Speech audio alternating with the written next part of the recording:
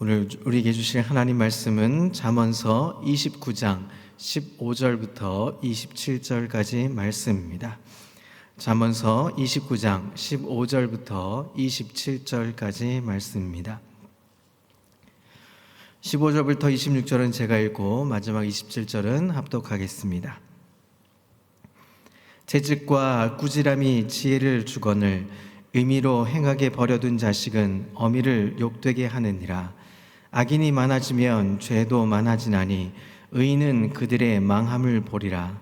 내 자식을 징계하라. 그리하면 그가 너를 평안하게 하겠고 또 내 마음에 기쁨을 주리라.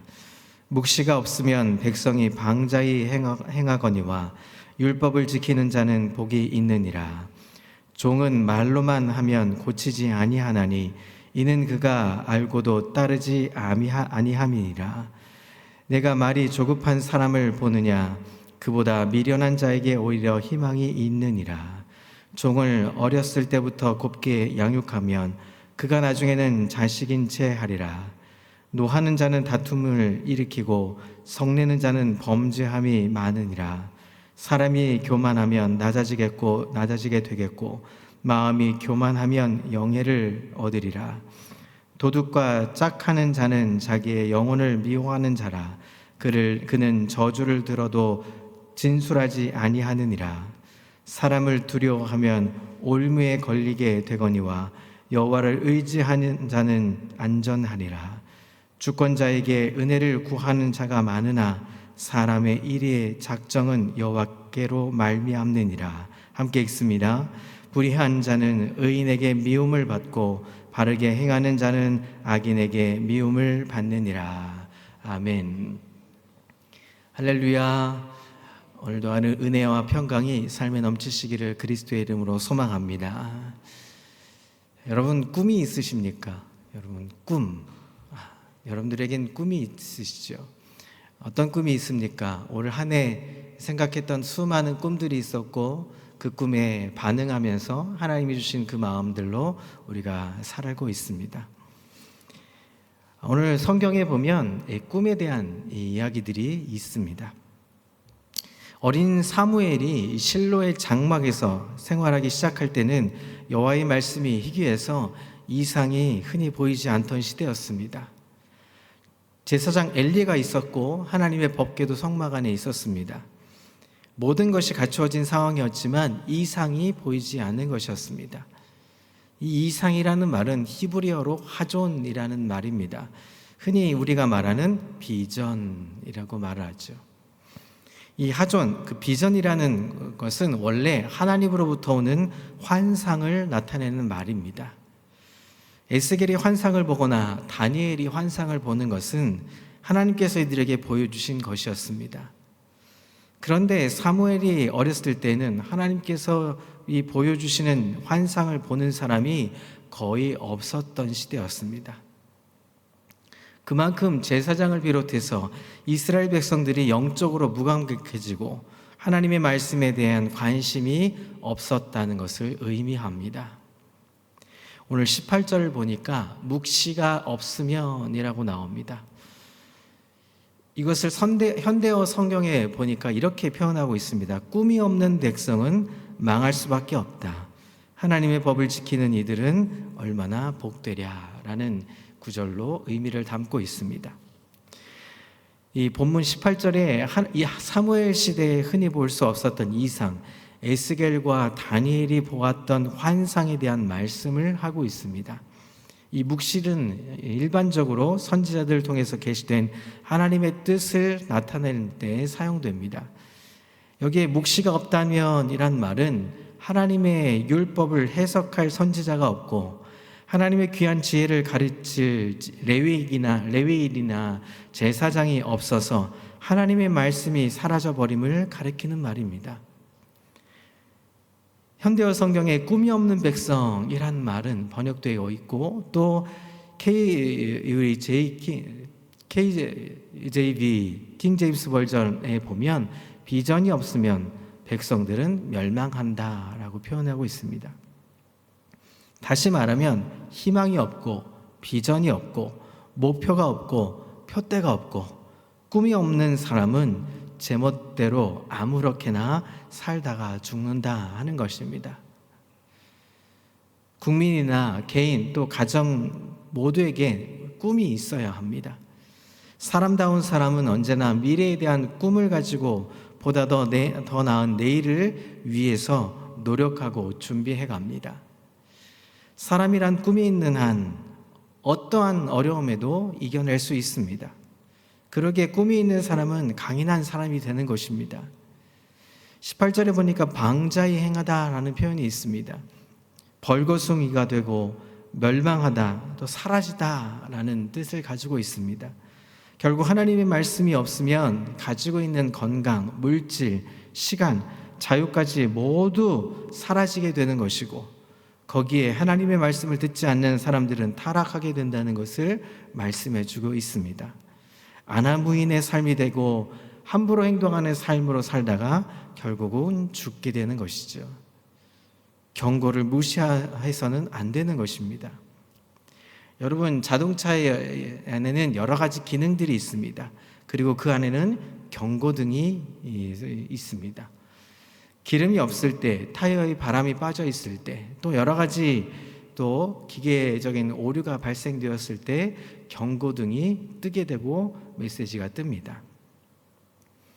여러분, 이 저수지나 강가나 이게 바깥에 보면 이 접근 금지, 들어 수영하지 마시오, 이런 표지판이 경고문이 쓰여져 있죠. 그런 경고문, 그것을 무시하면 결국 그러다가 죽게 되는 일들이 벌어집니다. 하나님의 경고를 무시하면 결국은 모든 것을 잃게 됩니다. 이스라엘 백성들이 하나님의 말씀을 무시하다가 그들이 포로로 잡혀가서 결국 끌려가는 역사의 현장을 보게 되는 것이죠. 사랑하는 성도 여러분, 오늘 하루의 삶 동안, 아니 우리 평생의 삶 동안에 이 경고를 무시하지 않고 하나님이 무엇인가 경고등을 켜주게 되면 우리가 그 경고등을 통해서 다시 한번 우리 마음을 다지고 우리가 하나님 앞에 다시 한번 온전히 설 수 있는, 방자에 행하는 것이 아니라 겸손히 행할 수 있는 귀한 한 날의 삶이 되시기를 그리스도의 이름으로 소망합니다. 두 번째로 우리가 26, 25절에 보면 여호와를 의지하는 자에 대한 이야기가 등장합니다. 25절을 보시죠. 사람을 두려워하면 올무에 걸리게 되거니와 여호와를 의지하는 자는 안전하리라 말씀합니다. 하나님을 두려워하지 않고 사람을 두려워하게 되면 결국은 올무, 덫에 걸리고 맙니다. 왜냐하면 무엇인가를 얻기 위해 사람에게 잘 보이려고 굴복하려다 보면 거기서 헤어나지 못한다 하는 것입니다. 사도행전 4장 18절에 이렇게 말합니다. 그들을 불러 경고하여 도무지 예수의 이름으로 말하지 말고 가르치지도 말라 하니 베드로와 요한이 대답하여 이르되 하나님 앞에서 너희 말을 듣는 것이 하나님의 말씀을 듣는 것보다 옳은가 판단하라. 하나님의 말씀을 의지하는 사람은 언제나 안전하게 거하게 됩니다. 베드로가 성령으로 충만하게 되자 이제는 사람이 두렵지 않습니다. 갈라디아서 1장 10절에 보면 이렇게 말씀합니다. 이제 내가 사람들에게 좋게 하랴 하나님께 좋게 하랴 사람들에게 기쁨을 구하랴 내가 지금까지 사람들의 기쁨을 구하였다면 그리스도의 종이 아니니라. 사도 바울도 사람과 하나님 중에서 하나님을 선택했습니다. 결코 사람의 종이 되지 않기를 구했던 것입니다. 믿음의 사람들에게는 이런 모습이 있다는 것입니다. 요셉도 다윗도 다니엘도 그의 친구들도 사람을 두려워하지 않고 하나님을 두려워했던 사람들은 모두 하나님의 손에서 귀하게 쓰임받게 되었다는 사실입니다. 버릴 것도 붙들 것도 바로 구별을 해야 한다는 것입니다. 사랑하는 성도 여러분, 오늘 한날 여러분 어떤 것을 구하며 나아가시겠습니까? 여호와 하나님을 의지하면서 안전하게 거하는 하나님의 편에 설 수 있는 하나님의 사람들 다 되시기를 그리스도의 이름으로 소망합니다. 자, 26절을 보시죠. 불의한 자는 의인에게 미움을 받고 바르게 행하는 자는 악인에게 미움을 받는다 말합니다. 일의 작정은 여호와께 있다 하면서 주권자에게 은혜를 구하는 자가 많으나 사람의 일을 작정은 여호와께로 말미암는다라고 말합니다.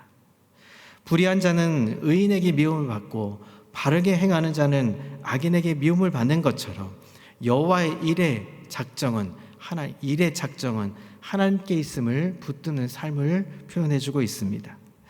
여기서 말하는 은혜라는 말은 이건 긍정적인 좋은 표현이 아닙니다. 얼굴이라는 뜻을 갖고 있습니다. 누구인가 친분을 이용해서 무엇을 얻으려고 아첨하는 것을 표현해주고 있는 것입니다. 그러나 일의 작정은 여호와께 있다 말씀합니다.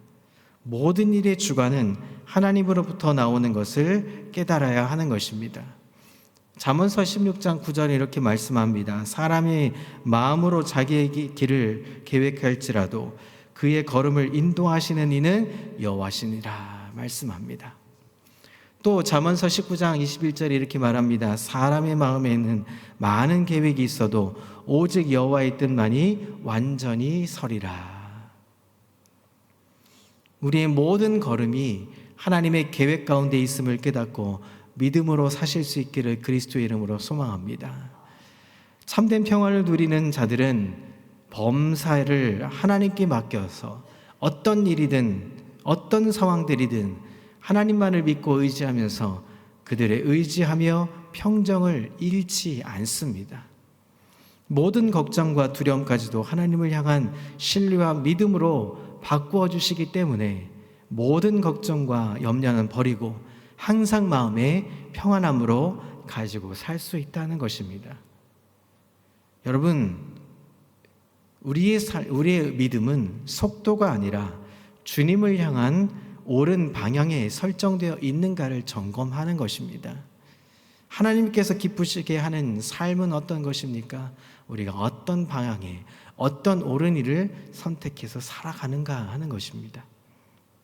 말씀을 사모하지 않고 메말라버린 우리의 심령은 결국은 예수 그리스도만이 우리를 변화시키시고 회복시켜 주시는 분, 예수 그리스도뿐임을 우리가 인식해야 하는 것입니다.